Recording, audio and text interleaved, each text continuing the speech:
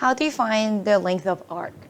When the measure of arc is given in degrees, you use this formula, which will be the degrees divided by 360. Why? Because the whole circle is 360, and you multiply by the whole length of the arc, which is the circumference, 2 pi r. So this gives you a proportion of, let's say it was 90. This is what? 90 out of 360 off of this whole arc. What about the measurement of arc is in radian? It just becomes r theta, and we usually use capital S for arc length. Why is it? If it's the theta is in radian, let's say this was theta, which could be pi, for this case, pi over 2. You do pi over 2 divided by what's the whole circle? 360, 2 pi. And you multiply by 2 pi r again. And as you can see, 2 pi's cancels out. So you just have r times theta. So it's easier if they give you in radian. Okay, so let's try some example questions. Number 2, or number 1, determine the circumference of the circle. So the radius is 2 inches. So what is the circumference? It's 2 pi r. So it is 2 times pi times r, which is 2 in inches. So it's 4 pi inches.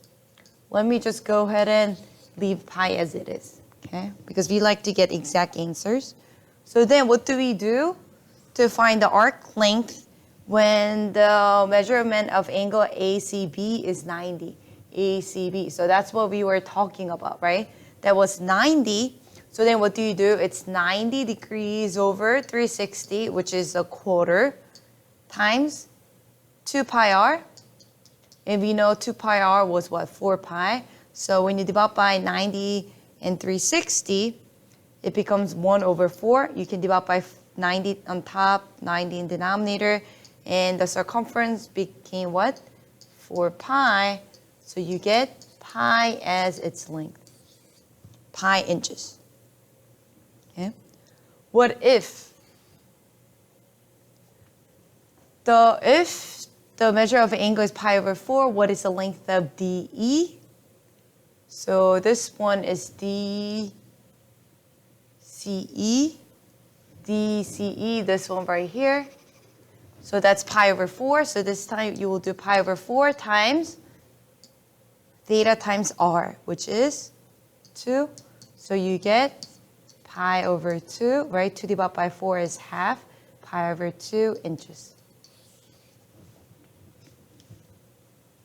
Okay. What about the length of DAF? When you see 3 letters, that means it's a major arc, meaning it's greater than the semicircle 180. So here's DAF. So this was what? Let's use a degree. So this is 180, and this was half of 90, so 45. So total measure of arc, DAF, is what? When you add 180 and 45, you get 225. And that's out of 360. And it's the length, so you multiply by 2 pi r, which is the circumference. When you're finding the area of the sector, you, instead of 2 pi r, the circumference, you're going to put the pi r squared, which is the area of the whole circle. So here, let me use a calculator. So 225 divided by 360 is 225 divided by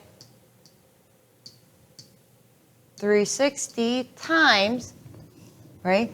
225 divided by 360 times 2 pi. I'm not going to put it in there. And 2, I'm not going to put pi, so it's just 2 times radius, which is 2 again, so it's just 4.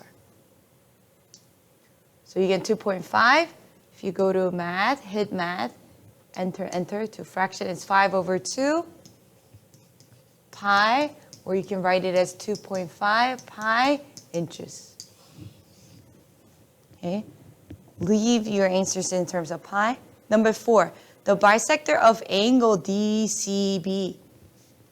DCB, the bisector of that passes through the circle at point Z. So it's a bisector here, and that's Z. What is the arc length of ZF? So ZF. So what is half of 45? That's 22.5, right? So, and that's also 22.5. So this thing right here will be 180 minus this, right? 90 plus 45 plus 225, which is same as 180 minus that, because it's this part right here. So it is 180 minus 22.5, which becomes 157.5. Let me double check. 180 minus 22.5. It's 157.5 divided by what? 360 times 2 pi r again, which was 4 pi. So it's that divided by 360 times 4. I get 1.75 in fraction. Hit math, enter to fraction. It's 7/4 pi, or in decimal you can write it as 1.75 pi inches. Okay? So we already went over the general formula, so let's just try a few more. So determine the length of the arc. When the center angle is 40 degrees, that means it's out of 360 degrees, they have to have the same unit. And the radius is 7, so pi, the circumference is 2 pi r. Okay? So it's 40 divided by 360 times 2 times 7. Math, enter, which is 14/9. 9 pi. Was it in centimeters? Yes, centimeters. You can give me, if you want to round it to second decimal, you can write it as 1.56 pi. 1.56 pi centimeters. Please do not forget to put pi back on the expression, because we have pi, but we didn't use it, so just carry it out. 7, determine the length of the arc when the radian is it 2 pi over 3? Yes, so what do you do? When it's given in radian, you just got to multiply by r.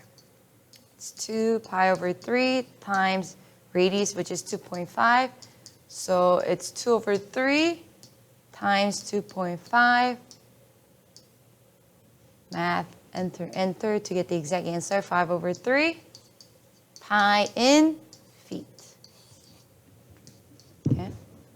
What would it be approximately? You can, if you want to get the approximate feet, it's 1/5 times pi, which is 5.24. 5.24 feet. Right? That's 5/3 pi feet.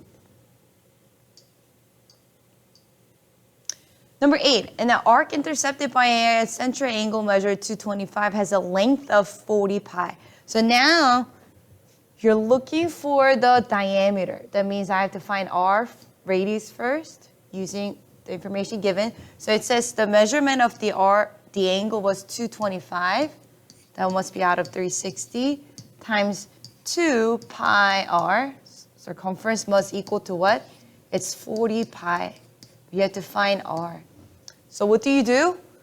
You just got to start solving for r, meaning you have to get rid of all these terms. So first, can I divide by 2 pi on both sides? Yes.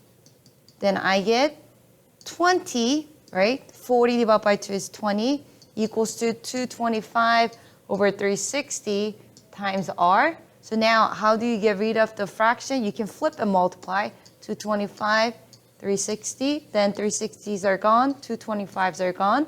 If you multiply by this fraction on the right, you have to do the same thing on the left. 360 and 225. So your r is now this number right here, which we have to evaluate. So it's 360 divided by 225 times 20.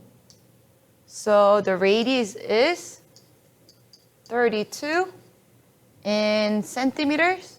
So what's the question? What's the diameter? It's double of that, which is 64 centimeters. Okay. Last question, number 9. In an arc measure 9 pi over 4 in inches has a radius of 3. So it's r theta, r is 3. So if you're looking for the measurement in radians, so theta, that's it, right? So what do? Divide by 3 on both sides. So then 9 divided by 3 is 3. So you get 3 pi over 4 as your theta, which is what? What's 3 pi over 4? Isn't pi over 4 45s?